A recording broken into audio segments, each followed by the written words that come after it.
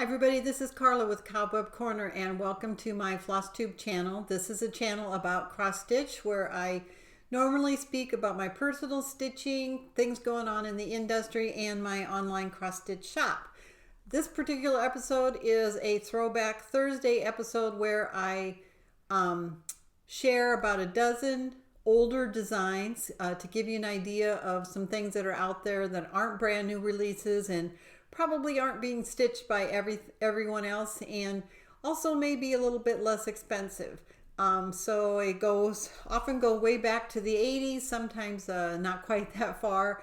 I try to pick a few different things, some quirky, some pretty cool things, and just some ways for you to give you some other ideas about things you might want to stitch for your next project. So I'm just going to jump right in and get started. The first one I selected for today is called The Garden Patch, and it's by the Artist Collection Heartstrings. The designer is Pat Toad, and this is the design. And it says, "The kiss of the sun for pardon, the song of the birds for mirth. I am closer to God's heart in a garden than anywhere else on earth." And each of the different parts of the garden are different specialty stitches. And so it uses crossed Scotch stitch, two different types, mosaic stitch, reversing mosaic, Smyrna cross, rice stitch, and long stitch in addition to cross stitch. It used stitched on 32 count cream Belfast linen, and it used Anchor or DMC or Madeira colors are the ones that it provides options for. Where's the stitch count? The stitch count is 147 stitches wide by 62 stitches high. So that was kind of hard to see, I know.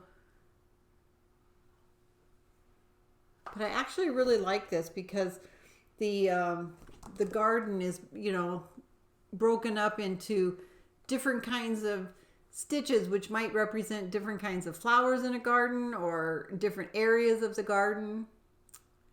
And this was published in, see if it says.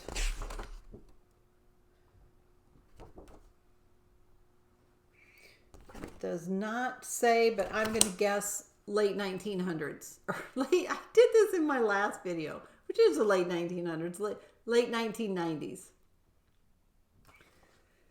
The next one is called Sugar Plum Fairy, and it is by Vanessa Ann Collection, and this one was published in 1981.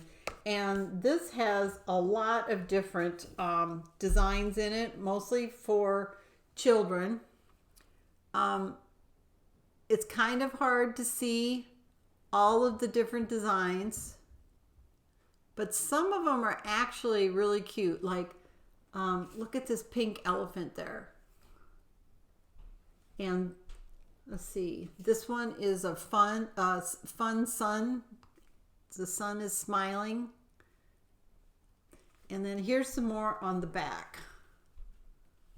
It's got 4 different clowns along the bottom.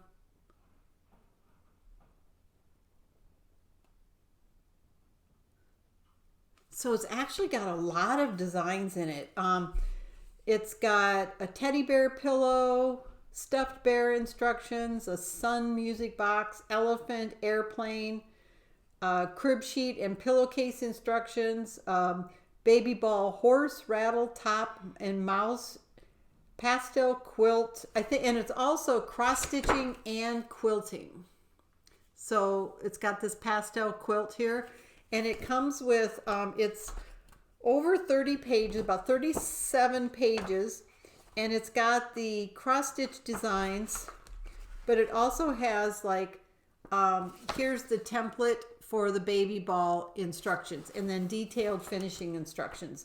So it's got a lot of different things in it.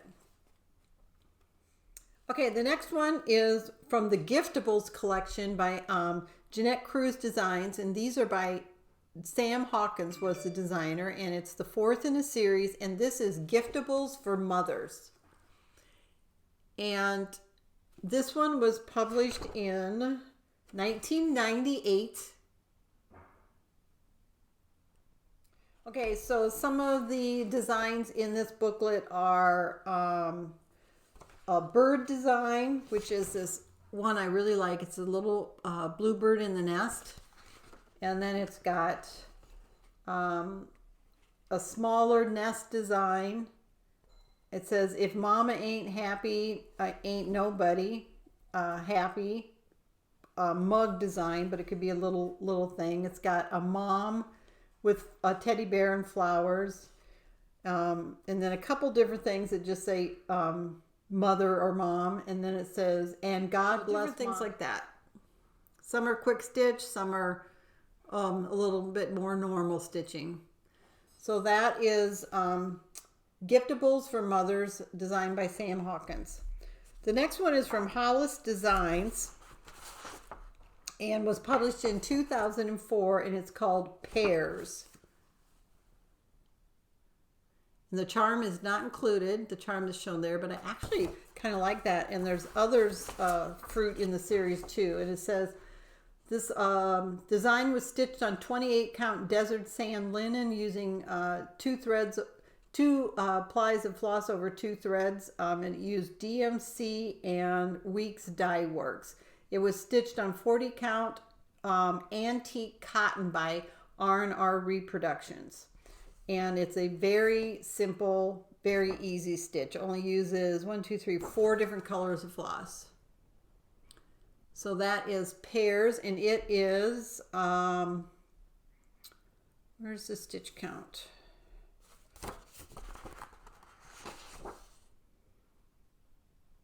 "78 stitches wide by 81 stitches high." And there's also, this small one up here in the corner. And that one's only 20 by 23 stitches. So that is Pears by Hollis Designs. And all of the links to the charts I'm showing to you will be down below in the information section. If you click on a link and you get a page not found error, that means that that item was sold and it's something we're not selling in our shop anymore. If you click on the link and it's out of stock, you can, it may not be something we're able to get it in again, as obviously a lot of these are out of print. But you're welcome to add yourself to the waiting list, and if it ever comes back in stock, you will be notified. The next one is called Alma Lynn Sassy Friends 2, and it was published by Hoffman. And these are all on needle and sewing themes. So you've got the 4 different designs. It says sewing stuff in the mason jar there. And then Alma Lynn is my name, buying cross stitch is my game, and then needlework diva on duty, and then mason jar with quilting stuff. And this was published, see if I can tell here, this was published in 2003. It's very typical. If you're familiar with Alma Lynn, this is very typical of her early designs.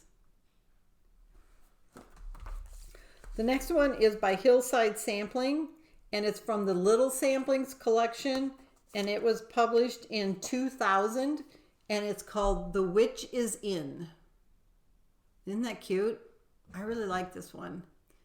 And it's a very quick stitch. It's only 49 by 49 stitches high, and it was stitched on 28 count natural light Joblin from Witchelt with Gentle Arts, Weeks Dye Works, and DMC threads. I'm going to have to remember to take my phone out because it seems to be super active today. The next one is back from when Ursula Michaels had published her own designs. She does a lot of publishing through Imaginating now. This one is called Sweet is the Smile. And it was published in 1995. So this is by Ursula Michael Designs, and it's got the cute birdhouse, and it says, "Sweet is the smile of home." And it's 107 stitches wide by 150 high, and it was model was stitched on 14 count white Aida with DMC floss.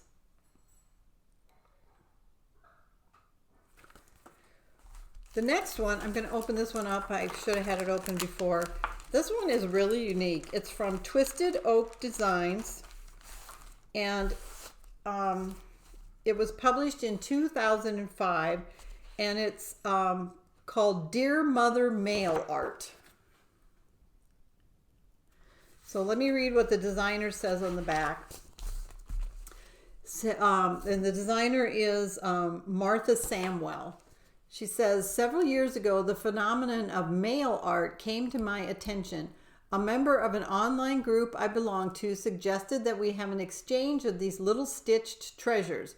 She explained to us that the exchange of mail art had been going on in Europe for a while, and it was time that the rest of the world joined in the fun. We started looking around on the internet for examples of what our European friends were doing, and were blown out of our socks by what we found. Treasures was a perfect word for the stitched envelopes presented on several websites. Not only were they stitched, but they seemed to have traversed the postal system in pristine condition.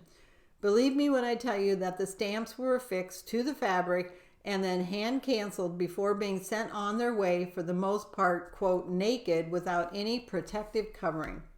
Since then, I have participated in several exchanges and have received mail art from as far away as Australia and Canada, and sent to friends in Cyprus, Canada, and New Jersey. At first, the post office was a little concerned about sending my stitched envelope, but now they are used to them and will pass it around for all to admire before finally putting it in the out basket. My mailman has come to my door to hand me the envelopes, since he doesn't like leaving them in the mailbox where they might be exposed to the weather. Can you say fun? So try one and sit back and wait for the response, and you will get from the person who receives your work of art. Isn't it amazing? I never heard of these. So this one is God could not be everywhere, therefore he created mothers. So this is Dear Mother mail art. But then it comes with the foldable little card and frame, and that is it. It doesn't come with an envelope, but it tells you how to do the envelope. So isn't that just amazing? I have never heard of it. This has been in my inventory for a long time. And I thought it was I didn't realize that people actually stitched the envelope and mailed the envelope that way. So very, very cool. And that one, I believe, is from a store that went out of business. So I'll put that back away later. Okay, just a couple more left. The next one is called Pears, Ahoy, and it is from Designs by Gloria and Pat, and it is from 1984. And this is a cute children's book. It's got the boy and girl bear, and it's also got them running. And then if you can see, it's got them in the kind of life preserver thing. So those would be really adorable in a kid's room. And I think I've got 2 or 3 of these in stock, and this one is in brand new condition. Then the last one I think is actually quite a treasure. It's called The Elegant Needle by Kathy's Cross Stitch, and cross stitch is spelled with a K. And the designer is Kathy Stanley. And this book was published in 1984, and it's for a more advanced stitcher. It combines cross stitch with Hardanger embroidery. And the cover one is just stunning. Isn't that amazing? Now, I've never done Hardanger, so I don't really know what's involved. But then look what else you get in the same book. Look at this one right here. Aren't those amazing?